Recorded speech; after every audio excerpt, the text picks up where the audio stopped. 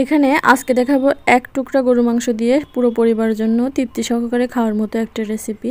তার জন্য 3টা শুকনো মরিচ নিয়েছি আর 3টা কাঁচা মরিচ। আর এখানে আমি বড় সাইজের এক টুকরা মাংস নিয়েছি আর এটা গ্রেট করে নিয়েছি। আপনারা চাইলে ব্লেন্ডারও করে নিতে পারেন।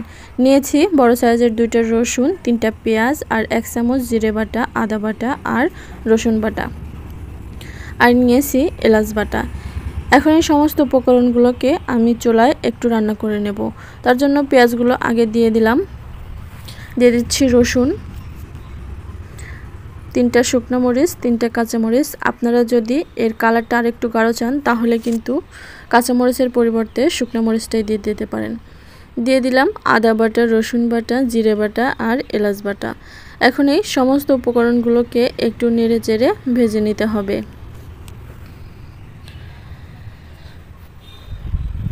দিয়ে দিচ্ছি পরিমাণ মতো লবণ। লবণটা আপনারা আপনাদের পরিমাণ অনুসারে দিয়ে দেবেন। দিয়ে দিচ্ছি হলুদ গুঁড়ো। আর ঝালটা যদি একটু বেশি খেতে চান তাহলে মরিচের পরিমাণটা আরও একটু বাড়িয়ে দিতে পারেন।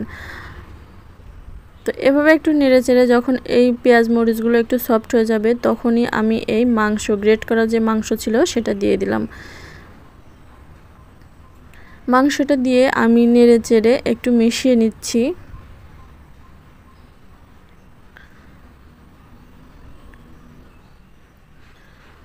দু থেকে 3 মিনিট এভাবে ভাজা ভাজা করে মিশিয়ে নিতে হবে।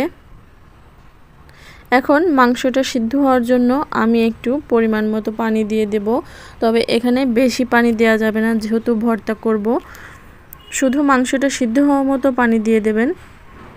এই যে দেখুন আমি হাফ কাপের মতো পানি দিয়ে দিয়েছি। পানিটা দেওয়ার পরে আরও 1 থেকে 1.5 মিনিট এভাবে আমি নাড়াচাড়া করে নিচ্ছি।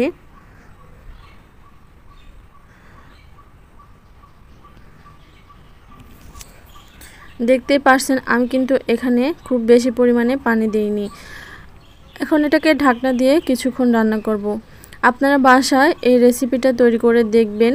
এক টুকরা মাংস দিয়েও যে পুরো পরিবার কিভাবে তৃপ্তি সহকারে 1 প্লেট ভাত শেষ করে ফেলতে পারেন সেটা আপনারা বুঝতে পারবেন এই রেসিপিটা বানানোর পরে। তো মাঝে মাঝে ঢাকনা তুলে নেড়েচেড়ে দিয়েছি।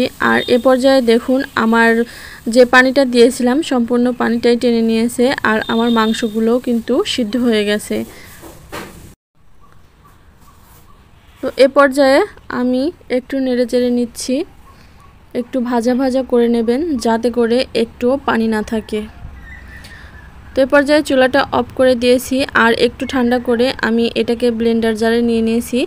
আর দিয়ে দিচ্ছি একটু সরিষার তেল। যেহেতু ভর্তা সরিষার তেল ছাড়া কিন্তু চলে না, আর সরিষার তেলটা দিলে অনেকটাই ভালো লাগবে খেতে। এই যে দেখুন আমি ব্লেন্ডার করে নিয়েছি, আপনারা চাইলে পাটায়ও বেটে নিতে পারেন। এখন আমি এটাকে ছোট ছোট করে বল বল করে তৈরি করব। এই ছোট ছোট বলেরই দাম কিন্তু নামি দামি রেস্টুরেন্টে 50 থেকে 60 টাকা পর্যন্ত নিয়ে থাকে। রেস্টুরেন্টে গিয়ে চড়া দামে এটা না কিনে বাসায় কিন্তু এভাবে আপনারা তৈরি করে নিতে পারেন খুব সহজে এই গরুর মাংসের ভর্তা। আশা করছি আজকের এই রেসিপিটা আপনাদের ভালো লেগেছে। ভালো লাগলে প্লিজ ভিডিওতে লাইক, কমেন্ট এবং শেয়ার করে দেবেন। আর আমার চ্যানেলটা সাবস্ক্রাইব করে পাশে থাকা বেল বাটনটা অন করে দেবেন।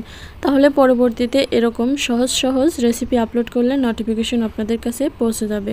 তো আজকের মতো এখানে বিদায় নিচ্ছি। সবাই ভালো থাকবেন, সুস্থ থাকবেন আর আমার চ্যানেলের পাশেই থাকবেন। আল্লাহ হাফেজ।